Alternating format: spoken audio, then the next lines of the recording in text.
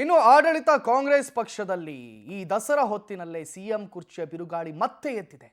ಒಂದೆಡೆ ಸಿಎಂ ಆಪ್ತರಿಂದ ಸಂಪುಟ ವಿಸ್ತರಣೆಯ ಭರಾಟೆ ಆದರೆ ಮತ್ತೊಂದು ಕಡೆ ಡಿಕೆಶಿ ಸಿಎಂ ಆಗೇ ಆಗ್ತಾರೆ, ಅದು ಯಾವಾಗ? ನವೆಂಬರ್ ಸಂದರ್ಭದಲ್ಲಿ ಅನ್ನುವಂಥ ಚರ್ಚೆಗಳು ಬರ್ತಾ ಇದೆ.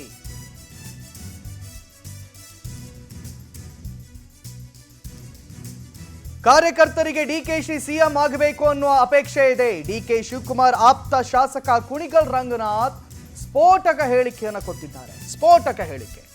ಸದ್ಯ ಸಿದ್ದರಾಮಯ್ಯ ಸಿಎಂ, ಮುಂದಿನ ದಿನಗಳಲ್ಲಿ ಡಿಕೆಶಿ ಸಿಎಂ ಆಗ್ತಾರೆ. ಕಾಂಗ್ರೆಸ್ 140 ಸ್ಥಾನ ಗಳಿಸಲು ಡಿಕೆ ಶಿವಕುಮಾರ್ ಶ್ರಮವಿದೆ. ಅವರಿಗೆ ಸ್ಥಾನಮಾನ ಕೊಡಲು ಹೈಕಮಾಂಡ್ ಚಿಂತಿಸಬೇಕು.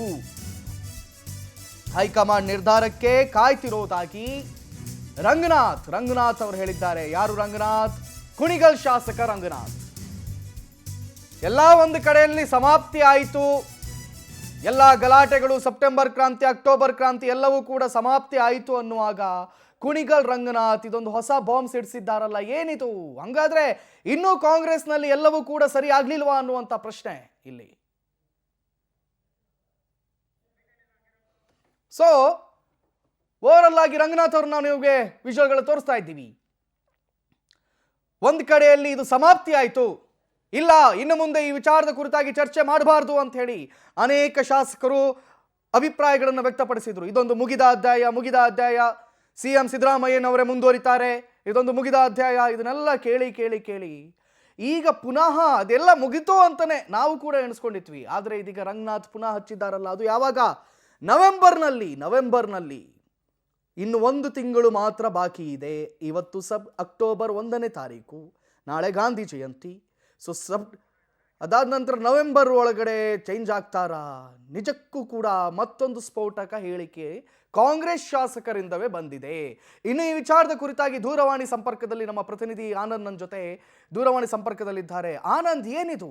ಎಲ್ಲವೂ ಕೂಡ ನಂಗೆ ಹೋಯ್ತು, ಎಲ್ಲವೂ ಕೂಡ ಶಮನ ಆಯಿತು, ಇನ್ನು ಈ ಬಗ್ಗೆ ಯಾರು ಮಾತಾಡಬಾರ್ದು ಅಂತೆಲ್ಲ ಹೇಳ್ತಿದ್ದವರು ಇದೀಗ ಮತ್ತೆ ಕಾಂಗ್ರೆಸ್ ಶಾಸಕರಿಂದ, ಕುಣಿಗಲ್ ಶಾಸಕರು ಹೊಸದೊಂದು ಬಾಂಬ್ ಸಿಡಿಸಿದ್ದಾರಲ್ಲ, ಏನಿದು? ಹೌದಾ, ನಿಜಕ್ಕೂ ಕ್ರಾಂತಿ ಆಗ್ತಾ ಇದೆಯಾ ಏನಾದರೂ?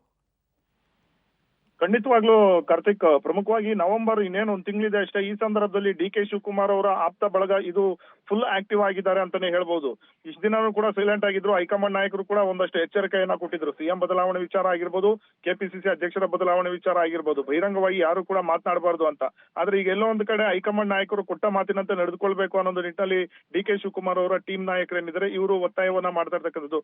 ಇವತ್ತು ಕುಣಿಗಲ್ ರಂಗನಾಥ್ ಏನಿದ್ದಾರೆ ಶಾಸಕರು, ಇವರು ಮುಂದೆ ಸಿಎಂ ಆಗ್ತಾರೆ ಡಿಕೆ ಶಿವಕುಮಾರ್ ಅವರು, ಮತ್ತೆ ಕಾರ್ಯಕರ್ತರು ಮತ್ತೆ ಅವರ ಬೆಂಬಲಿಗರ ಅಪೇಕ್ಷೆನೂ ಕೂಡ ಇದೇ ಆಗಿರ್ತಕ್ಕಂಥದ್ದು ಅನ್ನೊಂದು ಮಾತನ್ನ ವ್ಯಕ್ತಪಡಿಸಿರ್ತಕ್ಕಂಥದ್ದು. ಆ ಮೂಲಕ ಸಿಎಂ ಬದಲಾವಣೆ ವಿಚಾರವನ್ನ ಮತ್ತೆ ಮುನ್ನೆಲೆಗೆ ತೆಗೆದುಕೊಂಡು ಬಂದಿರ್ತಕ್ಕಂಥದ್ದು. ಪ್ರಮುಖವಾಗಿ ಈಗಾಗಲೇ ಡಿಕೆ ಶಿವಕುಮಾರ್ ಅವರು ಕೂಡ ಹೈಕಮಾಂಡ್ ನಾಯಕರನ್ನ ಪದೇ ಭೇಟಿ ಮಾಡಿ ಸಿಎಂ ಆಗ್ತಕ್ಕಂಥ ಒಂದು ನಿಟ್ಟಿನಲ್ಲಿ ಬಹಳಷ್ಟು ಒಂದು ಕಸರತ್ತನ್ನ ನಡೆಸ್ತಾ ಇದ್ದಾರೆ. ಎಲ್ಲಾ ಒಂದು ಶಾಸಕರಿಗೆ ವಿಶೇಷವಾದಂತ ಒಂದು ಸಮಯವನ್ನ ಕೊಟ್ಟು ಶಾಸಕರನ್ನ ವಿಶ್ವಾಸಕ್ಕೆ ತೆಗೆದುಕೊಳ್ತಕ್ಕಂಥ ಪ್ರಯತ್ನಗಳನ್ನು ಕೂಡ ಮಾಡ್ತಾ ಇರತಕ್ಕಂಥದ್ದು. ಹೀಗಾಗಿ ಈ ಒಂದು ವಿಚಾರವನ್ನ ಇನ್ನಷ್ಟು ಮುನ್ನೆಲೆಗೆ ತೆಗೆದುಕೊಂಡು ಬಂದು ಹೈಕಮಾಂಡ್ ನಾಯಕರನ್ನ ಹೇಗಾದ್ರೂ ಮಾಡಿ ಮನವೊಲಿಕೆ ಮಾಡ್ತಕ್ಕಂಥ ಒಂದು ಕೆಲಸಕ್ಕೂ ಕೂಡ ಈಗ ಡಿಕೆಶಿ ಮತ್ತೆ ಅವರ ಆಪ್ತರು ಮುಂದಾಗಿರ್ತಕ್ಕಂಥದ್ದು. ಅದರ ಭಾಗವಾಗಿಯೇ ಈಗ ನವೆಂಬರ್ ಕ್ರಾಂತಿ ವಿಚಾರವನ್ನ ಡಿಕೆ ಶಿವಕುಮಾರ್ ಅವರ ಆಪ್ತ ನಾಯಕರೇನಿದ್ದಾರೆ ಇವರು ಮುನ್ನೆಲೆಗೆ ತೆಗೆದುಕೊಂಡು ಬರ್ತಾ ಇರ್ತಕ್ಕಂಥದ್ದು. ಸದ್ಯ ಕುಣಿಗಲ್ ರಂಗನಾಥ್ ಅವರು ಡಿಕೆ ಶಿವಕುಮಾರ್ ಅವರು ಮುಂದೆ ಸಿಎಂ ಆಗ್ತಾರೆ ಮತ್ತೆ ಹಾಗೆ ಆಗ್ತಾರೆ ಅನ್ನೋ ಒಂದು ವಿಚಾರವನ್ನ ಪ್ರಸ್ತಾಪ ಮಾಡುವ ಮೂಲಕ ಆ ಒಂದು ಸಿಎಂ ಬದಲಾವಣೆ ವಿಚಾರವನ್ನು ಕೂಡ ಈಗ ಮುನ್ನೆಲೆಗೆ ತೆಗೆದುಕೊಂಡು ಬಂದಿದ್ದಾರೆ. ಕಾರ್ತಿಕ್, ಥ್ಯಾಂಕ್ ಯು ಆನಂದ್, ತಮ್ಮೆಲ್ಲ ಮಾಹಿತಿಗಳಿಗೆ.